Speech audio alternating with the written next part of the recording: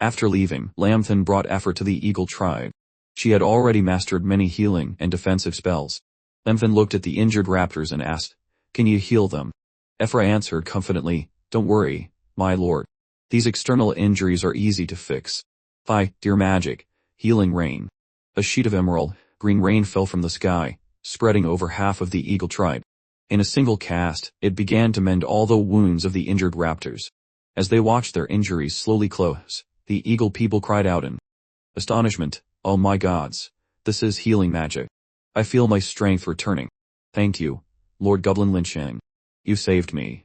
Ifra the magic beast, as the healer then went to the chieftain's hut to tend to him. She was able to heal the external wounds on Brother Birdman's body, but she couldn't repair his broken wing. Then, invoking the super-tier magic star of redemption or redemption star, the chieftain's pain finally eased. Slowly, he opened his eyes and sat up, a sight that made his wife burst into joyful tears. Birdman blinked and looked around, relieved. Rue was astonished. "Lamb, what are you doing here? Am I hallucinating? Am I dead? My wounds. They don't hurt anymore." Lamb said solemnly, "You're not dead, and this isn't an illusion. I came to save you." Seeing familiar faces, and hearing his wife's joyous cries, the chieftain Rue finally regained full awareness. Then, his expression hardened, and he clenched his fists with fury. "Those bastards dared attack my tribe. I cannot stomach such humiliation." The chieftain said, "Lamb, I need you to do something." Lamb replied coldly, a murderous look in his eyes. "You don't need to ask. That's exactly what I intended to do. I will gather as many monsters as you need to exact revenge. But first, I'll give you something else." He produced a level 11 magical relic, the Blade Wings. The wings were forged from Rin, middle sharp, lightweight, yet extraordinarily durable. With the addition of dwarven enchantments, they would greatly increase the wearer's speed. At a glance, the eagle chieftain. He could tell this was a high-grade arcane artifact of immense value. He tried to refuse. "Ran, I can't accept this. It's too precious." Ran shook his head. "Who needs wings more than you? If you can't fly, how can you take revenge?" His words silenced the chieftain. After a moment, the chief nodded in acceptance. Ran then stepped behind him and said slowly, "Before we can fit these wings, your other wing will have to be broken." The eagle chief gritted his teeth and replied, "Do it." Before he could even finish his sentence, Ran didn't give him any time to prepare. With a clean slash of his sword, he severed the eagle chief's remaining wing. The longer one waits, the stronger the psychological pressure becomes. A wave of unbearable pain shot through the chief's body, making every feather stand on end. His scream shook the entire eagle tribe. Once the procedure was done, the eagle chief immediately leaped into the sky. In the very next instant, with a single beat of his new wings, he vanished from sight, streaking into the giant forest like a bolt of wind. The wings glowed faintly with a mystical radiance. He swept past a massive tree. The moment the wing brushed its trunk, the colossal tree snapped cleanly in half, collapsing with a thunderous crash. He spread his enormous wings, nearly 10 meters wide. Every feather looked like a butcher's razor-sharp blade. "Ran, these wings are incredible. I don't even know how to thank you," the eagle chief exclaimed excitedly as he circled back. Ran replied calmly, "Think nothing of it. To me, they're not valuable. Now get ready. I'm eager to experience the thrill of ripping them apart."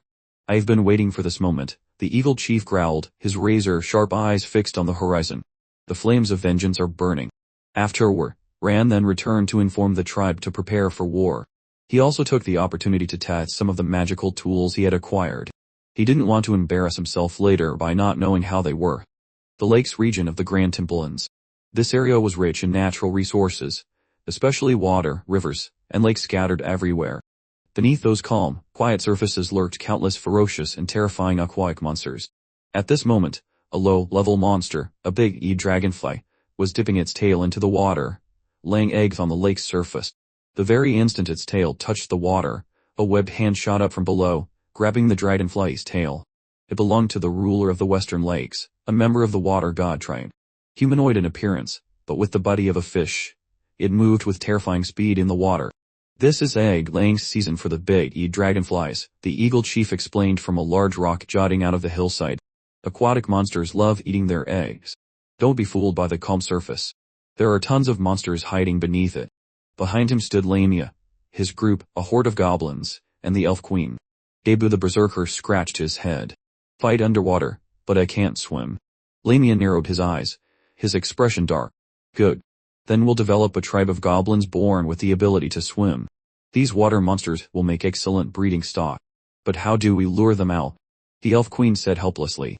They're underwater. They know how many of us are here. They won't dare show themselves. Lamia sneered slightly. I don't believe only water monsters live in a lake that stretches for dozens of miles. As soon as he finished speaking, he immediately activated his summoning skill. His mind could control every monster in the lake. He could directly manipulate any creature that didn't possess high intelligence. Everyone stared intently at the lake. Time passed, but nothing happened. Everything remained calm and peaceful. Then, at that moment, a stream of bright red blood rose up from beneath the lake's surface. Gradually, more and more blood appeared around the lake, to the point it was about to turn the entire lake red. Of blood. Right after that, countless water monsters burst out of the lake, hundreds of them. Each one wore an expression of fear and panic, and many were covered in bleeding wounds. What the hell happened? Those beasts went crazy.